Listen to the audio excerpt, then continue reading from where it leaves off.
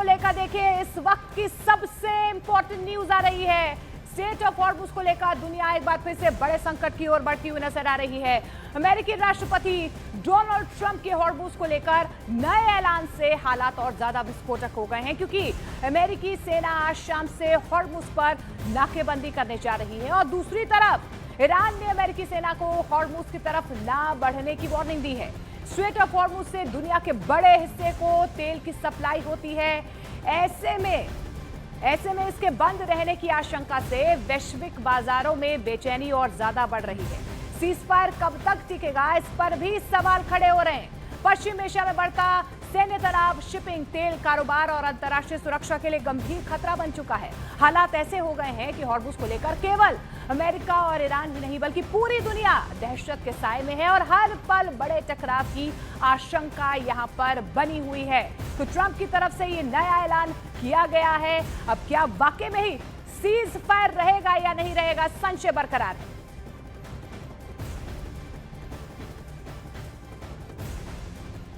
और इस बीच हॉर्मुज पर ट्रंप की ईरान को धमकी है। आपको बता दें कि ट्रंप की तरफ से साफ तौर पर यह कह दिया गया है कि हॉर्मुज ना खोलना दुनिया से उगाही की तरह है। हमला करने वाले ईरानी नरक में भेज दिए जाएंगे। ये ट्रंप की तरफ से वार्निंग दी गई है। ईरान ने हॉर्मुज स्ट्रेट खोलने का वादा किया था, लेकिन अब वादा खिलाफी ईरान कर रहा है। लेकिन इस बीच ट्रंप ने तेवर दिखा दिए हैं। ईरान के पास कभी भी न्यूक्लियर हथियार नहीं होगा। एक बार फिर से ट्रंप की तरफ से यह चेताया गया है। हॉर्मुज स्ट्रेट को लेकर नाकेबंदी का भी ऐलान यहां पर ट्रंप की तरफ से कर दिया गया है। वहीं इस बीच ऑस्ट्रेलियाई पीएम की यूएस से ईरान से बड़ी अपील यहां पर की गई है। अल्बनीज ने शांति वार्ता एक बार फिर से शुरू करने की अपील की है। देखिए, ऑस्ट्रेलिया की तरफ से अपील की गई है, यूएस ईरान के बीच शांति वार्ता बहुत जरूरी है। आगे वो ये भी कहते हैं कि हॉर्मुज स्ट्रेट को फिर से खोला जाना चाहिए। ऑस्ट्रेलिया हमेशा से ही शांति का पक्ष धर रहा है। तो अल्बनीज की तरफ से कहा गया कि ऑस्ट्रेलिया हमेशा से शांति का पक्ष धर रहा है, क्योंकि इस्लामाबाद में जो मध्यस्थता की गई थी पाकिस्तान की तरफ से वो विफल नजर आई है। और उसके बाद अब ऑस्ट्रेलिया की तरफ से ये अपील की जा रही है कि एक बार फिर से दोनों ही देशों को जो है टेबल पर आना होगा, बातचीत करनी होगी, क्योंकि शांति ही कहीं ना कहीं इस जंग के लिए एक सबसे बड़ा सॉल्यूशन है। और ईरान के खिलाफ स्ट्रेट ऑफ हॉर्मुज में अमेरिकी सेना की नाकेबंदी की तैयारी पूरी नजर आ रही है। ट्रंप के आदेश के बाद अमेरिकी सेंट्रल कमांड भारतीय समय के मुताबिक आज शाम 7:30 से ईरानी बंदरगाहों में आने जाने वाले सभी समुद्री जहाजों को रोक देगा। ये नाकेबंदी अरब सागर और ओमान की खाड़ी से जुड़े ईरान के सभी तटीय इलाकों पर समान रूप से लागू होगा, चाहे जहाज किसी भी देश का हो। अमेरिकी सेना ने यह भी कह दिया है कि गैर ईरानी बंदरगाहों के लिए आने जाने वाले जहाजों को स्ट्रेट ऑफ हॉर्मुज से गुजरने से नहीं रोका जाएगा। नाकेबंदी से पहले व्यापारिक जहाजों के लिए औपचारिक सूचना जारी की जाएगी। इस ऐलान के बाद पश्चिम एशिया में तनाव चरम पर है। दुनिया की चिंता और ज्यादा गहराती हुई नजर आ रही है। तो पश्चिम एशिया में एक बार फिर से संकट गहराता हुआ नजर आ रहा है, क्योंकि सीधे तौर पर ट्रंप की तरफ से एक बार फिर से धमकाया गया है ईरान को कि अगर ईरान ने स्ट्रेट ऑफ हॉर्मुज नहीं खोला तो अमेरिका की पूरी तैयारी आज शाम के लिए। अमेरिकी राष्ट्रपति डोनाल्ड ट्रंप ने स्ट्रेट ऑफ हॉर्मुज पर नाकेबंदी का ऐलान किया है, जिसके बाद से यूएस की नेवी काफी एक्टिव नजर आ रही है। ईरान के साथ जंग में पहली बार हॉर्मुज के ठीक पास अमेरिकी जहाजों की तैनाती की गई है। हॉर्मुज में ईरान से मुकाबला करने के लिए अमेरिका ने जंगी जहाजों के साथ साथ गाइडेड मिसाइल डिस्ट्रॉयर को भी तैनात कर दिया है। देखिए, ये सबसे बड़ी डेवलपमेंट अमेरिका की तरफ से। यूएसएस फ्रैंक ई पीरसन और यूएसएस माइकल मर्फी, दो बड़े गाइडेड मिसाइल डिस्ट्रॉयर्स की तैनाती हॉर्मुज के पास कर दी गई है, जिसे लेकर यह माना जा रहा है कि अमेरिका ने बारूदी सुरंगों को हटाने के लिए ऑपरेशन शुरू कर दिया है। ईरान ने जो माइंस बिछाए हैं, इन दोनों जहाजों के जरिए माइंस को डिस्ट्रॉय किया जाएगा। पानी के नीचे चलने वाले रोबोटिक मशीनों की मदद से हॉर्मुज के रास्ते को क्लियर किया जाएगा। और इस बीच ये भी डेवलपमेंट है कि ईरान के साथ जंग में अमेरिका ने पहले से ही 2 एम्फीबियस असॉल्ट शिप की तैनाती यहां पर कर रखी है। यूएसएस त्रिपोली को पश्चिम एशिया में तैनात किया गया है और यूएसएस बॉक्सर को हिंद महासागर में तैनात किया गया है। यानी कि अमेरिका की बहुत बड़ी तैयारी है जो अब आगे की ओर बढ़ रही है। खास बात तो ये है कि दोनों एम्फीबियस असॉल्ट शिप हैं जो जल थल दोनों जगह कारगर हैं। इन दोनों पर करीब 5000 मरीन कमांडोज भी तैनात हैं। लेकिन इस बीच गाइडेड मिसाइल डिस्ट्रॉयर और एम्फीबियस असॉल्ट शिप के अलावा अमेरिका ने एयरक्राफ्ट कैरियर की भी तैनाती पहले से कर रखी है। घेरेबंदी देख रहे हैं आप अमेरिका की। अमेरिका ने दुनिया के सबसे बड़े और सबसे शक्तिशाली एयरक्राफ्ट कैरियर को यहां पर तैनात किया है। यूएसएस जेराल्ड फोर्ट फिलहाल भूमध्य सागर में तैनात है।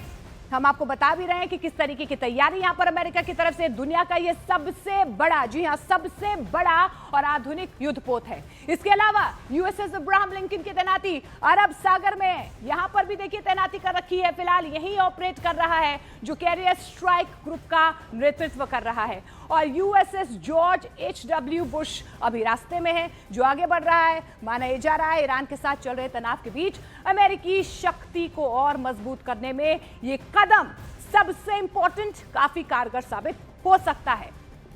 तो अमेरिका की तैयारी पूरी नजर आ रही है। अमेरिका ने एक बार फिर से यहां पर ईरान को चेतावनी दे दी है कि वो पूरे तरीके से तैयार है। और ईरान पर बड़े हमले की तैयारी में अमेरिका, देखिए अमेरिकी मीडिया से ये खबर आ रही है, अमेरिकी मीडिया के हवाले से खबर है, हॉर्मुज में नाकेबंदी के साथ हमले की भी तैयारी है।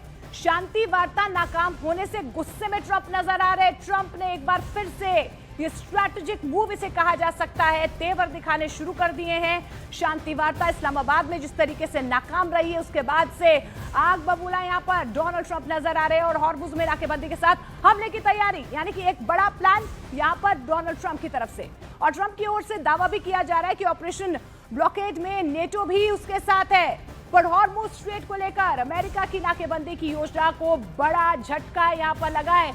एक बार फिर से झटका लगा है नेटो की तरफ से। ब्रिटेन ने यहां पर साफ कर दिया है कि वो हॉर्मुज की किसी भी तरह की नाकेबंदी में शामिल नहीं होगा। ब्रिटिश मीडिया के मुताबिक ब्रिटेन की सरकार ने अमेरिका से दूरी बनाते हुए सैन्य कदम से खुद को अलग कर लिया है। तो ट्रंप की ओर से जो दावा किया जा रहा था कि ऑपरेशन ब्लॉकेड में नेटो साथ है, अब ब्रिटेन की तरफ से हाथ पीछे खींच लिए गए हैं। अमेरिका की नाकेबंदी की योजना को यह बहुत बड़ा झटका है। ब्रिटेन ने साफ कर दिया है कि वो हॉर्मुज की किसी भी तरह की नाकेबंदी में शामिल नहीं होगा। हॉर्मुज की नाकेबंदी में ब्रिटेन के शामिल नहीं होने पर ट्रंप नेटो पर भड़क गए। एक बार फिर से भड़क गए ट्रंप।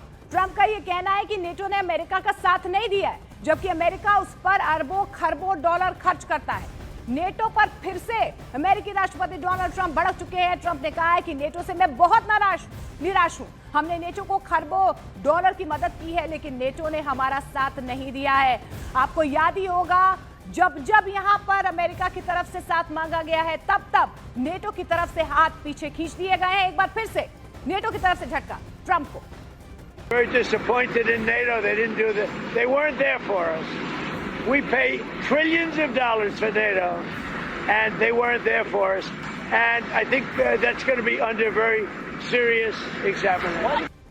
इस्लामाबाद में बेनतीजा रही है पहले दौर की बातचीत, और बेनतीजा बातचीत का जिक्र करते हुए अपनी पोस्ट में ट्रंप ने क्या-क्या लिखा है वो आपको दिखा देते हैं जल्दी से। देखिए, ट्रंप ने लिखा है कि ईरान ने हॉर्मुज स्ट्रेट खोलने का वादा किया था, लेकिन उसने वादा पूरा नहीं किया है। सबसे इंपॉर्टेंट मांग थी ये। अब यूएस नेवी हॉर्मुज में जहाजों को ब्लॉक करेगी, हॉर्मुज से आने जाने वाले जहाज रोके जाएंगे। ट्रंप ने यह भी लिखा है कि हॉर्मुज ना खोलना दुनिया से उगाही की तरह है, और अमेरिकन नेवी ईरान को टोल देने वाले जहाज ढूंढेगी और उन्हें रोकेगी। यह ट्रंप की तरफ से अब ऐलान किया गया है। ट्रंप ने साफ कह दिया है कि गैर कानूनी टोल पर समुद्र में सुरक्षित रास्ता नहीं मिलेगा।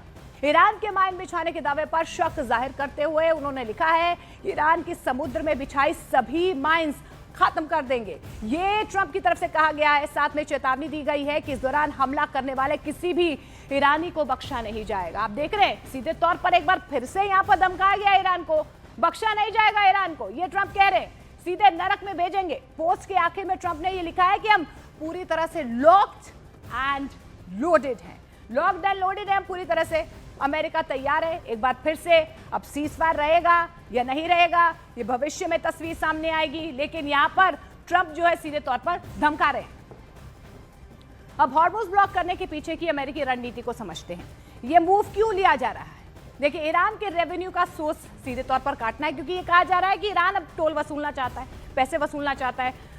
जो ईरान में इंफ्रास्ट्रक्चर पर इतना नुकसान हुआ है उसका खर्च जो है वसूलना चाहता है ईरान की अवैध वसूली रोकना सीधे तौर पर अमेरिका का लक्ष्य है, फोकस है। सैन्य और आर्थिक दबाव और ज्यादा बढ़ेगा। अमेरिका जो है अब चौतरफा ईरान को घेरना चाहता है, क्योंकि कंट्रोल देखिए ना, अब हॉर्मुज़ स्ट्रेट पर सीधे तौर पर जो कंट्रोल ईरान का है उस कंट्रोल को खत्म करना चाहता है। और हॉर्मुज़ को लेकर ट्रंप की नाकेबंदी की धमकी पर ईरान ने भी सख्त पलटवार कर दिया है। ईरानी संसद के स्पीकर मोहम्मद बागिर गालिबाफ ने दो टूक कह दिया है कि अगर अमेरिका लड़ेगा तो ईरान भी पूरी ताकत से लड़ेगा। गालिबाफ ने चेतावनी दे दी है कि तर्क के जवाब में तर्क दिया जाएगा, लेकिन दबाव और धमकी का जवाब सख्ती से मिलेगा। उन्होंने कहा कि अगर किसी ने ईरान की इच्छा शक्ति को परखने की कोशिश की तो उसे पहले से कहीं बड़ा सबक दिया जाएगा। तो ईरान देखिए झुकने को तैयार नहीं है। ट्रंप ने कह दिया है कि घेरेबंदी आज शाम से शुरू हो जाएगी, लेकिन ईरान ने कह दिया है कि भाई हम भी नहीं झुकेंगे, आप तैयार रहिए, हम भी तैयार है। वो कह रहे हैं कि हम अपनी नेवी को आगे बढ़ा देंगे, तो ईरान कह रहा है कि हम भी तैयार है, आप आइए, हम मुकाबला करने के लिए तैयार है। तो हॉर्मुज़ स्ट्रेट पर अभी देखिए पश्चिम एशिया की निगाहें टिकी हुई हैं। 10,000 अमेरिकी सैनिक करेंगे हमला, 10 लाख ईरानी सैनिक मुकाबले को तैयार। ईरान के 10,000 ठिकानों को अमेरिका तबाह कर चुका है। अमेरिका और इजराइल मिलकर 21,000 से ज्यादा बम और मिसाइलें ईरान पर दाग चुके हैं। 90% से ज्यादा ईरानी मिसाइलों के लॉन्चर तबाह करने का दावा अमेरिका कर चुका है। ईरान की 85% से ज्यादा मिसाइलें तबाह हो चुकी हैं। ईरान की एयरफोर्स और नेवी पूरी तरह से तबाह करने का दावा ट्रंप कर चुके हैं, लेकिन उसके बावजूद ईरान ने इजराइल और अमेरिकी ठिकानों पर मिसाइल हमले करके अपनी ताकत को साबित कर चुका है। रिपोर्ट के मुताबिक पेंटागन मिडिल ईस्ट में 10,000 एक्स्ट्रा सैनिकों की तैनाती कर रहा है। ये कोई सामान्य टुकड़े नहीं है, बल्कि 82वीं एयरबोर्न डिवीजन है।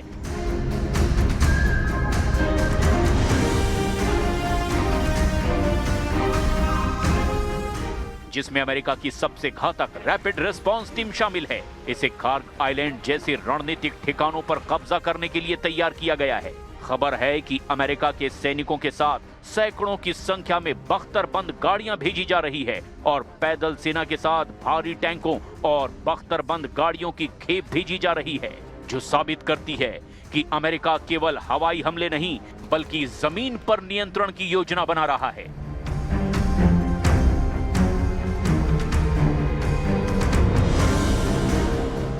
यानी ईरान के खार्ग द्वीप पर पूरी तरह से अमेरिका और इजराइल का कब्जा। ये 10,000 नए अमेरिकी सैनिक पहले से मौजूद 5,000 मरीन और हजारों पैराट्रूपर्स के साथ मिलकर एक स्ट्राइक फोर्स बनाएंगे। यही वजह है कि ईरान ने भी अमेरिका के 10,000 सैनिकों के जवाब में अपने 10 लाख से ज्यादा सैनिकों को जंग में उतारना शुरू कर दिया है। ईरानी मीडिया तंजीम के मुताबिक तेहरान ने 10 लाख से ज्यादा ग्राउंड सैनिकों को भीषण जंग के लिए तैयार कर लिया है। ईरान के इन 10 लाख लड़ाकों में ईरानी नियमित सेना, IRGC और मजीद लड़ाके भी शामिल हैं। इस बीच खबर ये है कि ईरान ने सैनिकों की भर्ती की उम्र घटाकर 12 साल तक कर दी है। यानी महज 12 साल की उम्र पूरी करने वाले लड़के भी अब ईरान की तरफ से सैनिक बनकर जंग में उतरने के लिए तैयार होंगे, जो साबित करता है कि ईरान एक लंबी और भीषण गुरिल्ला वॉर या यूं कहें कि एक छद्म युद्ध के लिए पूरी तरह से तैयार हो चुका है।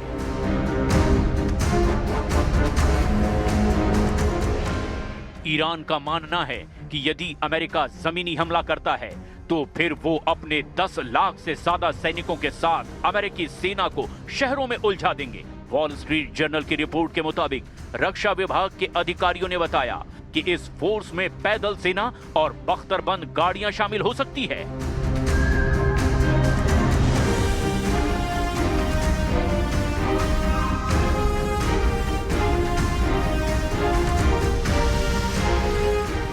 अब देखना यह है कि आने वाले 24 से 48 घंटे में क्या ईरान पर बहुत बड़ा हमला होता है या नहीं।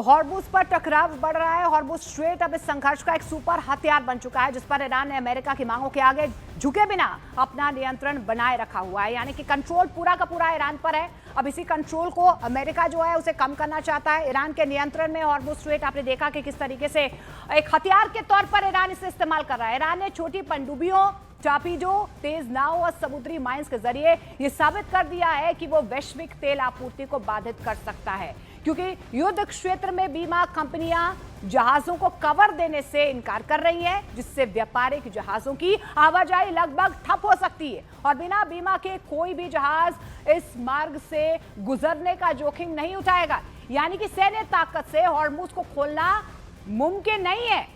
ईरान अब इस जल मार्ग में शुल्क वसूली की नई राह पर बढ़ सकता है। इससे ईरान को रणनीतिक बढ़त यहां पर मिल सकती है और ट्रंप के हॉर्मुज की नाकेबंदी वाले बयान ने दुनिया के सामने इस मुश्किल को और ज्यादा बढ़ा दिया, जिसका दबाव दुनिया भर के बाजार में साफ तौर पर नजर आएगा। तो सीधे तौर पर जो तैयारी यहां पर डोनाल्ड ट्रंप की तरफ से नाकेबंदी को लेकर की जा रही है, उसका संकट जो है वो वैश्विक तौर पर दूसरे देशों पर पड़ता हुआ नजर आ रहा है। लेकिन ये देखिए, IRGC ने कह दिया है कि कोई भी सैन्य जहाज किसी भी नाम या बहाने से अगर स्ट्रेट ऑफ हॉर्मुज के करीब आने की कोशिश करता है तो उसे संघर्ष विराम का उल्लंघन माना जाएगा और उसके साथ सख्ती से निपटा जाएगा। ये IRGC की तरफ से अमेरिकी सेना को चेतावनी है। सीधे तौर पर अमेरिका की तरफ से जो चेतावनी ईरान को दी जा रही है हॉर्मुज स्ट्रेट को लेकर कि हम नाकेबंदी कर देंगे, किसी भी जहाज को जाने नहीं देंगे।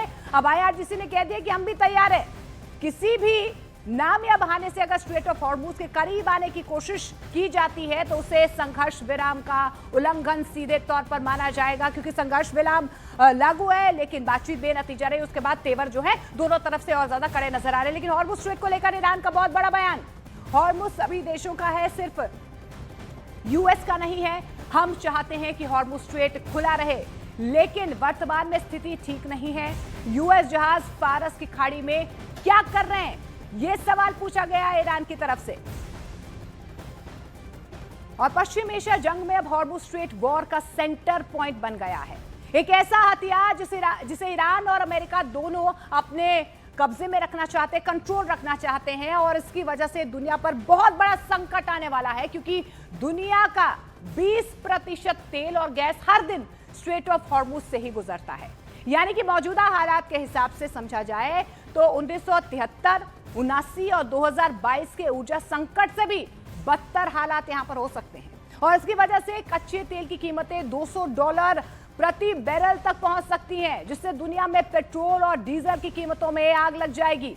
ये संकट न सिर्फ तेल बल्कि सल्फर, उर्वरक और सेमीकंडक्टर की आपूर्ति को भी सीधे तौर पर प्रभावित करेगा, जो वैश्विक औद्योगिक गतिविधियों को पंगु बना सकता है।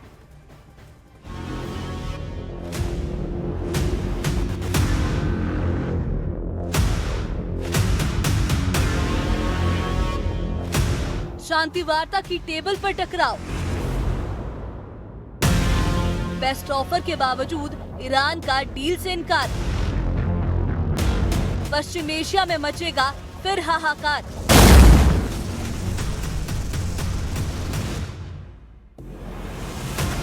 पहला राउंड बेनतीजा रहा और अब हालात और सख्त हो गए हैं।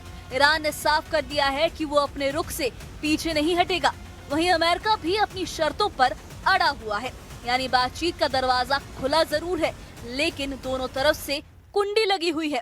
सबसे बड़ी चिंता ये है कि जब बातचीत रुकती है तो अक्सर तनाव बढ़ता है और जब दो बड़े खिलाड़ी आमने सामने हो तो उसका असर सिर्फ दो देशों तक सीमित नहीं रहता।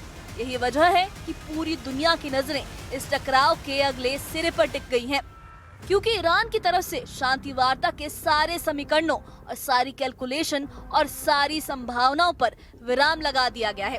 फार्स न्यूज के हवाले से खबर है कि ईरान ने फिलहाल अगली वार्ता की कोई योजना नहीं बनाई है। अमेरिका की मांगों को गैर तार्किक और हद से ज्यादा बताया गया है। स्ट्रेट ऑफ हॉर्मुज पर कंट्रोल और स्टेटस बदलने की मांग को ईरान की तरफ से ठुकराया गया है। न्यूक्लियर मटेरियल हटाने की अमेरिकी शर्त भी कबूल नहीं की गई है। ईरानी सूत्रों का दावा है कि अमेरिका बातचीत से वही हासिल करना चाहता है जो जंग में नहीं कर पाया। अमेरिकी टीम पर आरोप लगाया गया है कि वो पहले से तय हाई डिमांड से पीछे हटने को तैयार नहीं। पाकिस्तान की मध्यस्थता के बावजूद कोई साझा फ्रेमवर्क नहीं बन सका। दोनों पक्ष अब अपने अपने एक्सपर्ट से सलाह के बाद ही अगला कदम तय करेंगे। दूसरी तरफ अमेरिका का रुख भी बेहद सख्त है। जेडी वेंस ने साफ कर दिया है कि उन्हें सिर्फ आश्वासन नहीं बल्कि ठोस कमिटमेंट चाहिए कि ईरान परमाणु हथियार नहीं बनाएगा। यानी डील का फॉर्मूला साफ है, पहले भरोसा फिर राहत। लेकिन ईरान की मांग उल्टी है, पहले प्रतिबंध हटाओ फिर हम आगे बढ़ेंगे। यानी दोनों देश एक दूसरे से पहले झुकने की उम्मीद कर रहे हैं और यही जिद बातचीत को आगे बढ़ने से रोक रही है। जब शर्तें टकराती हैं तो समझौते की जमीन खुद ही खिसक जाती है। उधर महर न्यूज एजेंसी के हवाले से ईरान ने बातचीत की अंदरूनी तस्वीर साफ कर दी है, जिसके मुताबिक कई मुद्दों पर आपसी सहमति बन चुकी थी, लेकिन 2 से 3 अहम पॉइंट्स पर गहरे मतभेद बने रहे। इन्हीं मतभेदों की वजह से बातचीत किसी आखिरी समझौते तक नहीं पहुंच सकी। ये बातचीत 40 दिन के थोपे गए युद्ध के बाद हुई। विदेश मंत्रालय ने माना कि ईरान इस बातचीत में शुरू से ही अविश्वास और संदेह के माहौल के साथ शामिल हुआ था।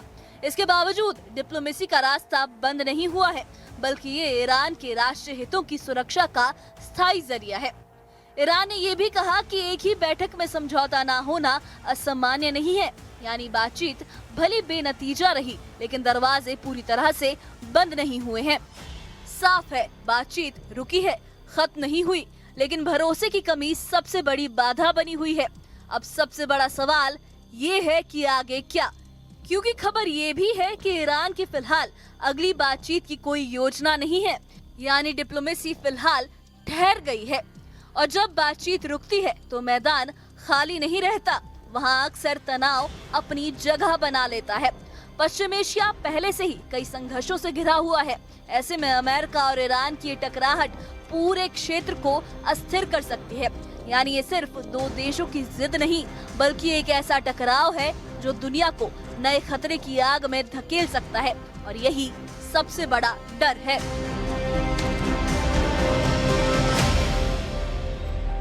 और पश्चिम एशिया में संकट एक बार फिर से गहराता हुआ नजर आ रहा है। यूएस फोर्स का बड़ा, आपको बता दें, एक बहुत बड़ा बेड़ा जो है वो पश्चिम एशिया के लिए रवाना हो चुका है। C-17, C-130J, KC-35R war plane जो है उसे रवाना कर दिया गया है। यूरोप के ऊपर से गुजरते देखे गए हैं यूएस फोर्स के प्लेन। ईरानी मीडिया ने एयर ट्रैफिक मैप अब जारी किया है। यानी कि देखिए, ट्रंप की तरफ से बहुत बड़ी प्लानिंग, इसे एक बहुत बड़ा स्ट्रैटेजिक मूव भी कहा जा सकता है। स्ट्रेट ऑफ हॉर्मुज को लेकर जो नाकेबंदी की बात ट्रंप की तरफ से की जा रही है, अब यूएस फोर्स का ये बड़ा बेड़ा जो है पश्चिम एशिया के लिए रवाना हो चुका है। और स्ट्रेट ऑफ हॉर्मुज की नाकेबंदी को लेकर जो खबर आ रही है, उसके बाद कच्चे तेल के दाम $105 बैरल के पार हो चुके हैं। देखिए, सीधे तौर पर यहाँ पर तेल और गैस का संकट गहराता हुआ नजर आ रहा है। यूएस ईरान वार्ता फेल होने के बाद तेल के दाम बढ़ चुके हैं।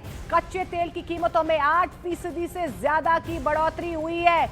यानी कि तेल महंगा होगा, पेट्रोल डीजल महंगा होगा, तेल के दामों में आग लगती हुई नजर आएगी, क्योंकि सीधे तौर पर देखिए असर यहाँ पर पड़ गया है। कीमतों में 8% से ज्यादा की बढ़ोतरी दर्ज की गई है। और ईरान से वार्ता फेल होने पर बौखलाए डोनाल्ड ट्रंप। जी हाँ, देखिए, ट्रंप की तरफ से सीधे तौर पर धमकाया जा रहा है ईरान को। सीधे तौर पर जंग में बुरी तरह से हार चुका है ईरान। ये डोनाल्ड ट्रंप की तरफ से एक बार फिर से बयान सामने आया है। ईरान की पूरी सेना खत्म हो चुकी है, ईरान को परमाणु हथियार हासिल नहीं करने देंगे। ट्रंप ने ये एक बार फिर से, देखिए, जो वार्ता इस्लामाबाद में विफल रही है, उसके बाद से ट्रंप के तेवर बेहद तीखे नजर आ रहे हैं। आज से हॉर्मुज स्ट्रेट पर नाकेबंदी लागू कर दी जाएगी, ये डोनाल्ड ट्रंप की तरफ से कह दिया गया है। ईरान को तेल का व्यापार नहीं करने देंगे। ईरान का स्ट्रेट ऑफ हॉर्मुज पर जो कंट्रोल है, उस कंट्रोल को अमेरिका खत्म करना चाहता है। अमेरिका की शर्त ही यही थी कि या तो हमारी भागीदारी वहां पर होनी चाहिए, या तो ईरान स्ट्रेट ऑफ हॉर्मुज से अपना कंट्रोल खत्म कर दे। और यही वजह है कि अगली प्लानिंग डोनाल्ड ट्रंप की यहां पर सामने आ रही है। और ईरान अमेरिका शांति वार्ता फेल होने के बाद से ईरान पर बहुत बड़े हमले की तैयारी यहां पर हो चुकी है। दावा यह किया जा रहा है कि अमेरिका जहां एक तरफ ईरान पर समंदर के रास्ते बड़ा हमला करने जा रहा है, तो वहीं स्ट्रेट ऑफ हॉर्मुज को लेकर भी देखिए अमेरिका की तरफ से पूरी तैयारी यहां पर कर ली गई है, क्योंकि सीधे तौर पर स्ट्रेट ऑफ हॉर्मुज पर जो ईरान का कंट्रोल है, उसे अमेरिका अब खत्म करना चाहता है। 21 घंटे में वार्ता फेल, 48 घंटे में ईरान पर हमला। ईरान के खिलाफ अमेरिका और इजराइल का टारगेट मैट्रिक्स प्लान एक्टिव हो चुका है। खुफिया रिपोर्ट के मुताबिक अमेरिका और इजराइल ने ईरान के 400 से 600 ठिकानों की एक व्यापक सूची तैयार की है। इसे 3 श्रेणियों में बांटा गया है। इसमें 80 से 120 ऐसे ठिकाने हैं जिन्हें युद्ध के पहले 6 घंटे में ही नष्ट करने की योजना है। इनमें mobile missile launcher, drone command centre और वायु रक्षा प्रणालियां जैसे S-300, S-400 भी शामिल हैं। दूसरा है आर्थिक और ऊर्जा लक्ष्य, खार्ग द्वीप और बंदर अब्बास जैसे बंदरगाह पर हमले। रिपोर्ट के मुताबिक इजराइल का मानना है कि ईरान की तेल अर्थव्यवस्था को ठप करने से ही उसकी युद्ध क्षमता खत्म होगी। नतांज और फोर्डो जैसे भूमिगत ठिकाने, हालांकि ये बहुत गहरे हैं, लेकिन इजराइल बंकर बस्टर बमों के साथ कम से कम 15 से 20 प्रमुख परमाणु केंद्रों पर हमले की फिराक में है। इधर दूसरी तरफ ईरानी खुफिया विंग कुद्स फोर्स की रिपोर्ट के संकेत मिलते हैं कि वो केवल बचाव ही नहीं करेंगे बल्कि हमला भी करेंगे। हॉर्मुज में ईरान ने पानी के भीतर चलने वाले आत्मघाती ड्रोन तैनात किए हुए हैं। यदि ईरान की धरती पर हमला होता है तो लेबनान, सीरिया और इराक से एक साथ 1500 से 2000 मिसाइलें इजराइल की ओर दागने की खुफिया सूचना है। वहीं दूसरी तरफ ईरान ने और ज्यादा खूंखार हमले को लेकर के तैयारी पूरी कर ली है। रूस की S-400 और वर्बा मिसाइलें तैयार। रूस ने ईरान को S-400 एयर डिफेंस के महत्वपूर्ण घटक और 9K-333 वर्बा यानी कि बेहद आधुनिक कंधे पर रखकर चलाई जाने वाली मिसाइलें दी है। ये मिसाइलें कम ऊंचाई पर उड़ने वाले अमेरिकी हेलीकॉप्टरों और ड्रोन्स के लिए काल साबित हो सकती हैं। चीन की CM-302 और बेइदोउ नेविगेशन। चीन ने अपनी CM-302 एंटीशिप सुपरसोनिक मिसाइलें ईरान को दे दी है। सबसे बड़ी खबर ये है कि ईरान अब अमेरिकी GPS की बजाय चीन के बेइदोउ सैटेलाइट नेविगेशन का इस्तेमाल कर रहा है, जिसे जैम करना अमेरिका के लिए लगभग असंभव है। रूसी सैटेलाइट डेटा अप्रैल 2026 के ताजा इनपुट्स बताते हैं कि रूसी सैटेलाइट्स ने इजराइल के 55 ऊर्जा ठिकानों और मिडिल ईस्ट में मौजूद 46 अमेरिकी सैन्य ठिकानों जैसे सऊदी अरब में प्रिंस सुल्तान एयरबेस की लाइव तस्वीरें और लोकेशन ईरान को दी हैं। ट्रंप ने न्यूयॉर्क पोस्ट को दिए इंटरव्यू में कहा कि वो अगले 24 घंटे में ये तय करेंगे कि इन हथियारों का बटन दबेगा या नहीं, जबकि कुछ रिपोर्ट्स में दावा किया गया कि अमेरिका ऑपरेशन सेंटिनल के तहत B-52 और F-35 तैनात कर चुका है। इसके 2 मकसद हैं। पहला, हॉर्मुज को खुला रखना और ईरान की परमाणु क्षमता को 10 साल पीछे धकेलना। खुफिया रिपोर्ट इशारा कर रही हैं कि वास्तविक मिसाइल हमले से 1-2 घंटे पहले ही ईरान के पूरे बिजली ग्रिड और संचार तंत्र को ठप करने के लिए एक बड़ा साइबर हमला, ओलंपिक गेम्स जैसे का उन्नत संस्करण लॉन्च किया जा रहा है। खुफिया विश्लेषकों का मानना है कि खार्ग द्वीप पर हमला पूरी तरह विनाश की श्रेणी में हो सकता है, जिससे फारस की खाड़ी में तेल का रिसाव एक बड़ा पर्यावरणीय संकट भी पैदा कर देगा। ट्रंप पूरी तरह से बौखलाए हुए हैं। ईरान को हराने के लिए वो इस बार आर पार के मूड में नजर आ रहे हैं। उनकी तरफ से इस बार फुल प्रूफ प्लानिंग जो है वो तैयार कर ली गई है। ट्रंप की तरफ से क्या है तैयारी, देखिए एक्सक्लूसिव रिपोर्ट। 10,000 अमेरिकी सैनिक करेंगे हमला, 10 लाख ईरानी सैनिक मुकाबले को तैयार। ईरान के 10,000 ठिकानों को अमेरिका तबाह कर चुका है। अमेरिका और इजराइल मिलकर 21,000 से ज्यादा बम और मिसाइलें ईरान पर दाग चुके हैं। 90% से ज्यादा ईरानी मिसाइलों के लॉन्चर तबाह करने का दावा अमेरिका कर चुका है। ईरान की 85% से ज्यादा मिसाइलें तबाह हो चुकी हैं। ईरान की एयरफोर्स और नेवी पूरी तरह से तबाह करने का दावा ट्रंप कर चुके हैं। लेकिन उसके बावजूद ईरान ने इजराइल और अमेरिकी ठिकानों पर मिसाइल हमले करके अपनी ताकत को साबित कर चुका है। रिपोर्ट के मुताबिक पेंटागन मिडिल ईस्ट में 10,000 एक्स्ट्रा सैनिकों की तैनाती कर रहा है। ये कोई सामान्य टुकड़े नहीं है, बल्कि 82वीं एयरबोर्न डिवीजन है।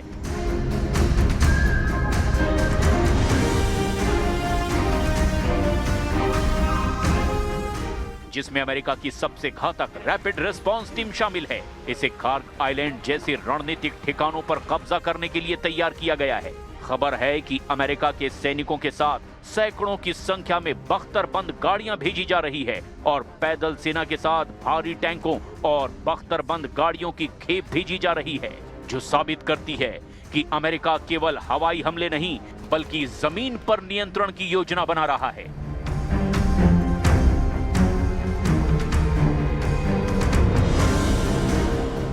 यानी ईरान के खार्ग द्वीप पर पूरी तरह से अमेरिका और इजराइल का कब्जा।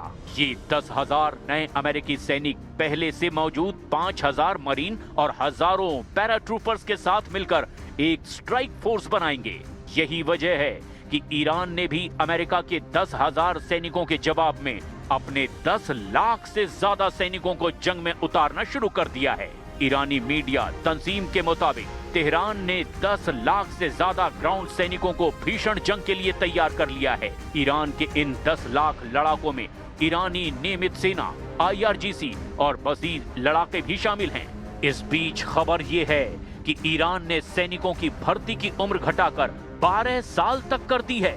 यानी महज 12 साल की उम्र पूरी करने वाले लड़के भी अब ईरान की तरफ से सैनिक बनकर जंग में उतरने के लिए तैयार होंगे, जो साबित करता है कि ईरान एक लंबी और भीषण गुरिल्ला वॉर या यूं कहें कि एक छद्म युद्ध के लिए पूरी तरह से तैयार हो चुका है।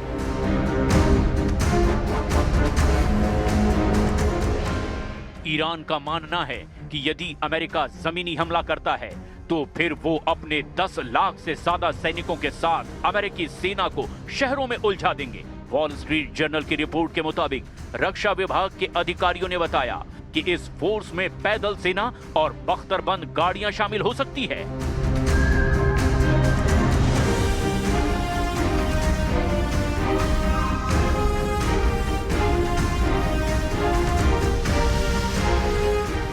अब देखना यह है कि आने वाले 24 से 48 घंटे में क्या ईरान पर बहुत बड़ा हमला होता है या नहीं।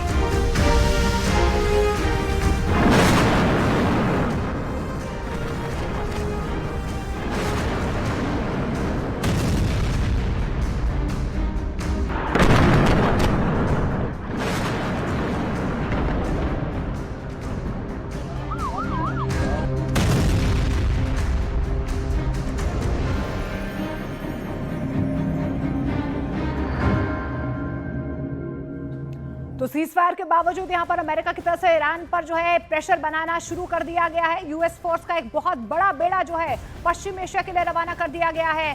C-17, C-130J, KC-35R war planes जो हैं वो रवाना कर दिए गए हैं। यूरोप के ऊपर से गुजरते हुए देखे गए हैं यूएस फोर्स के ये प्लेन्स और ईरानी मीडिया ने एयर ट्रैफिक मैप भी यहां पर जारी किया है। तो देखिए चारों तरफ से बूट्स ऑन ग्राउंड की तैयारी अमेरिका की तरफ से।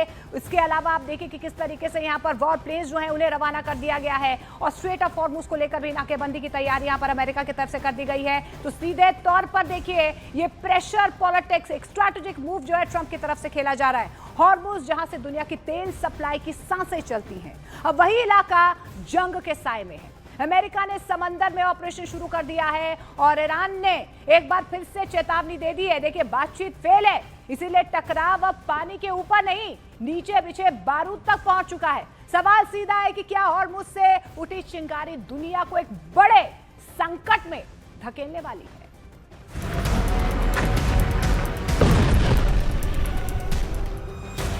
समंदर के नीचे बिछा बारूद और ऊपर मंडरा रहा जंग का खतरा। दुनिया की सबसे अहम समुद्री नस हॉर्मुज स्ट्रेट अब एक बार फिर ग्लोबल टेंशन का केंद्र बन चुका है। अमेरिका ने दावा किया है कि उसने हॉर्मुज स्ट्रेट में माइन क्लियरेंस ऑपरेशन शुरू कर दिया है। 2 अत्याधुनिक मिसाइल डिस्ट्रॉयर और अंडर वाटर ड्रोन पूरे इलाके में एक्टिव है। They have 28 water droppers, mine droppers, they call them. All of them are sunk. They probably have a couple of mines in the water. We have mine sweepers out there. We're sweeping the strait. In addition to that, we're negotiating whether we make a deal or not. Makes no difference to me. लेकिन इस सैन्य action के पीछे कूटनीति की नाकामी छिपी है। इस्लामाबाद में अमेरिका और ईरान के बीच चली लंबी बातचीत बेनतीजा खत्म हो गई और यही वजह है कि अब बातचीत की टेबल से मामला सीधे समंदर में आ गया है। हॉर्मुज जो इस वार्ता का अहम मुद्दा था, अब टकराव का नया मैदान बन गया है। ईरान ने भी साफ कर दिया है कि हॉर्मुज पर पूरा कंट्रोल उसका है और बिना इजाजत कोई सैन्य जहाज गुजरा तो इसका जवाब दिया जाएगा। We defeated their Navy. We defeated their Air Force. We defeated their anti-aircraft. We defeated their radar. We defeated their leaders. Their leaders are all dead. And now all we do is we'll open up the strait, even though we don't use it, because we have a lot of other countries in the world that do use it that are either afraid or weak or cheap. I don't know what it is, but we were not helped by NATO, that I can tell you. अब समझिए आखिर Hormuz इतना अहम क्यों है। दरअसल Hormuz strait तेल shipping के लिए दुनिया का सबसे अहम रास्ता है। हॉर्मूज स्ट्रेट फारस की खाड़ी और ओमान की खाड़ी के बीच एकमात्र समुद्री मार्ग है और इसमें जहाजों की आवाजाही के लिए 33 किलोमीटर चौड़ा रास्ता है। हर दिन करीब 2 करोड़ बैरल से ज्यादा तेल यानी कि दुनिया भर के तेल व्यापार का करीब 25% हिस्सा हॉर्मूज से गुजरता है। इस मार्ग का कोई दूसरा विकल्प नहीं है, जिससे इसके बंद होने और तनाव बढ़ने का सीधा असर वैश्विक तेल कीमतों पर पड़ता है।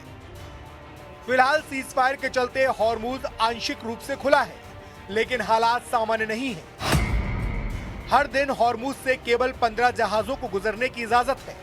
उसमें भी हर जहाज को ईरान से मंजूरी जरूरी है और बढ़ती बीमा लागत ने शिपिंग कंपनियों की मुश्किलें बढ़ा दी हैं।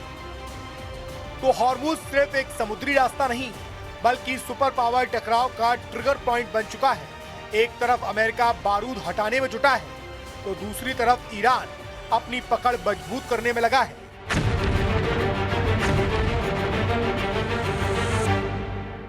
इजरायल के प्रधानमंत्री बेंजामिन नेतन्याहू ने एक वीडियो जारी यहां पर किया है, जिसमें वो दक्षिणी लेबनान में इजरायली सैनिकों के साथ नजर आ रहे हैं। उनके साथ रक्षा मंत्री इजरायल कात्स और सेना प्रमुख एयाल जमीर भी मौजूद हैं। इस वीडियो में नेतन्याहू ने दोहराया है कि उन्होंने भले ही लेबनान के अंदर एक बफर जोन यानी कि सिक्योरिटी जोन बना लिया हो, लेकिन खतरा अभी भी पूरी तरह से खत्म नहीं हुआ है, इसलिए जंग जारी है। ये दौरा ऐसे वक्त पर हुआ है जब लेबनान में लगातार तनाव बढ़ रहा है। इजरायल हिजबुल्लाह के बीच संघर्ष जारी है। नेतन्याहू की यात्रा संकेत देती है कि इजरायल दक्षिणी लेबनान में अपनी सैन्य मौजूदगी और कार्रवाई को जारी रखने के मूड में नजर आ रहा है। לכם והם נלחמים היטב, המלחמה נמשכת, כולל בתוך רצועת הביטחון בלבנון שבאה איתי לפני שעה קלה. מה שאנחנו רואים זה שאנחנו סיכלנו את איום הפלישה בלבנון באמצעות רצועת הביטחון הזאת, מרחיקים את סכנת ירי הנ"ט וגם מטפלים בתמ"ס, אבל יש עוד עבודה לעשות, עשינו עבודה ענקית, הישגים אדירים.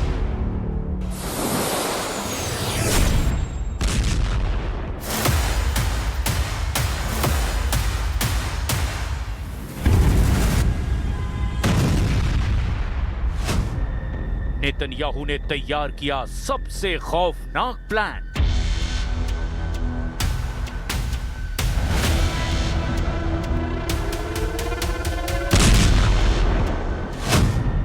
अगले 48 घंटे में बदलेगा लेबनान का नक्शा।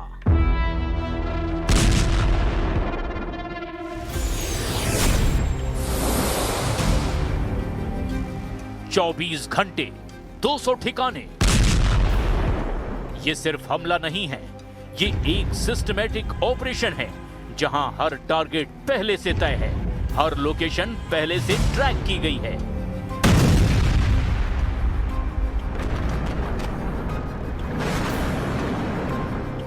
चौबीस घंटे में 200 ठिकाने, ये युद्ध नहीं, ऑपरेशन है। हिजबुल्लाह पर सर्जिकल स्ट्राइक या पूरी सफाई?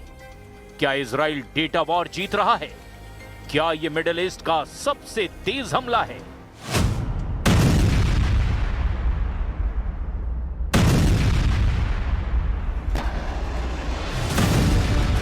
इजराइल की वायुसेना चुन चुन कर टारगेट को तबाह कर रही है। हर टारगेट को लॉक करके उड़ाया जा रहा है। हिजबुल्लाह के बुनियादी ढांचे पर एक के बाद एक ताबड़तोड़ हमले हो रहे हैं।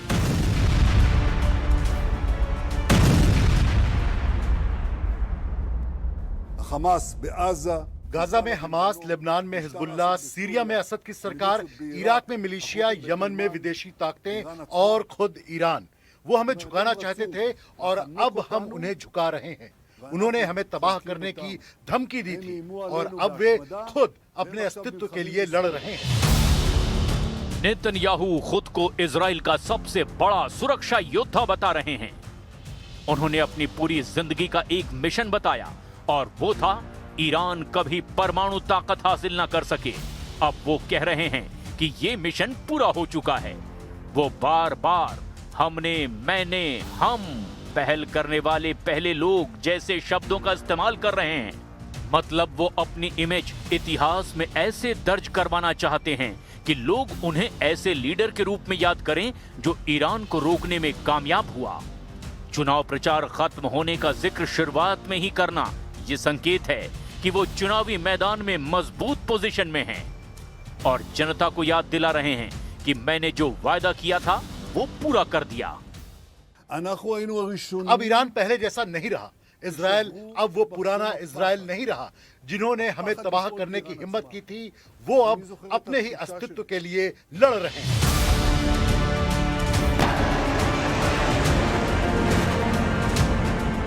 लेकिन नेतन्याहू के बयान में एक छिपा हुआ डर भी है। एक ऐसी चिंता है जिसे वो अपने बयानों में दोहरा रहे हैं। ईरान और हिजबुल्लाह के खिलाफ इतने बड़े ऑपरेशन के बाद भी नेतन्याहू का मिशन अधूरा है।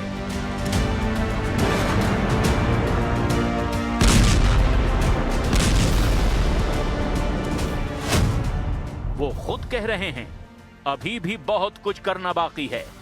मतलब वो जानते हैं कि हिजबुल्लाह अभी पूरी तरह टूटा नहीं है। रॉकेट अटैक अभी भी हो रहे हैं। ईरान का जवाबी हमला या सीज फायर तोड़ना, वो इस रिस्क को समझते हैं। इसीलिए अमेरिका को साथ रखने पर जोर दे रहे हैं। घरेलू मोर्चे पर इजराइल के अंदर युद्ध की थकान, कैजुअल्टी और आर्थिक बोझ, इसीलिए बहादुर सैनिकों और शहीदों का जिक्र करके मॉरल हाई रखना चाहते हैं। डर की दीवार तोड़ने वाले हम पहले लोग थे। हमने खुद ईरान के अंदर जाकर एक्शन लिया। अगर 1 साल पहले मैंने आपसे कहा होता कि हमारे पायलट ईरान के आसमान में उड़ान भरेंगे तो भला कौन मेरी बात पर यकीन करता। और ये कि अमेरिका हमारे साथ कंधे से कंधा मिलाकर लगभग 40 दिनों तक हमारे साथ मिलकर लड़ेगा, इस बात पर भला कौन यकीन करता। लेकिन हिजबुल्लाह चुप नहीं बैठा है। पिछले 24 घंटे में उसने उत्तरी इजराइल पर 40 से ज्यादा रॉकेट दागे हैं। सफेद और नहारिया में हमले हुए हैं। इस हमले में नहारिया में 1500 साल पुरानी बाइजेंटाइन चर्च को भी गंभीर नुकसान पहुंचा है।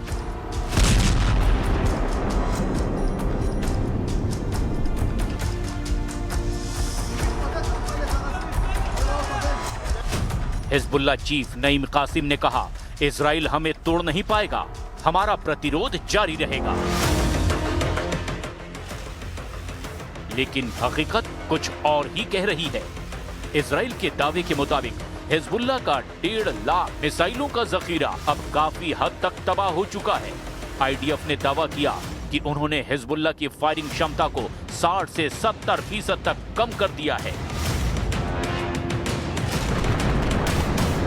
लेबनानी मीडिया और अस्पतालों के आंकड़ों के मुताबिक इन हमलों में 300 से ज्यादा लोग मारे गए हैं और 1200 से ज्यादा लोग घायल हुए हैं। इन इलाकों में रेस्क्यू ऑपरेशन अभी भी चल रहे हैं।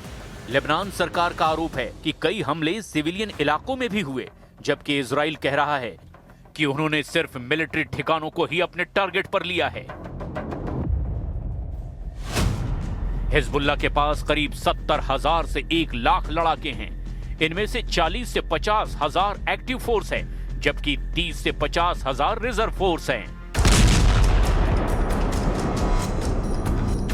इजराइल की सेना दावा कर रही है कि उसने हिजबुल्लाह की फायरिंग क्षमता को 60 से 80% तक कम कर दिया है, लेकिन हिजबुल्लाह अभी भी रॉकेट हमलों से इजराइल की नींदें उड़ा रहा है।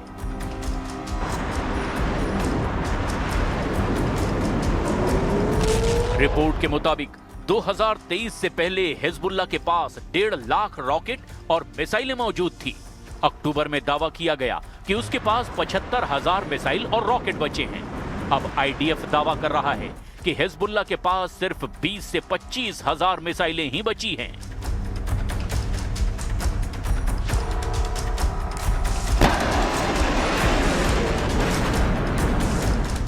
लेकिन कुछ रिपोर्ट में दावा किया गया कि हिजबुल्लाह रोजाना 12 से 15 रॉकेट दाग सकता है, जबकि अभी भी उसके पास सैकड़ों गाइडेड मिसाइलों का स्टॉक बचा हुआ है। हालांकि ज्यादातर मिसाइलें शॉर्ट या मीडियम रेंज की हैं, मतलब 80 से 200 किलोमीटर की रेंज की। लेकिन हिजबुल्लाह का एडवांटेज ये है कि उसकी जंग उसके पड़ोसी इजराइल से ही है और उसकी मिसाइलें इजराइल के किसी भी इलाके को टारगेट कर सकती हैं।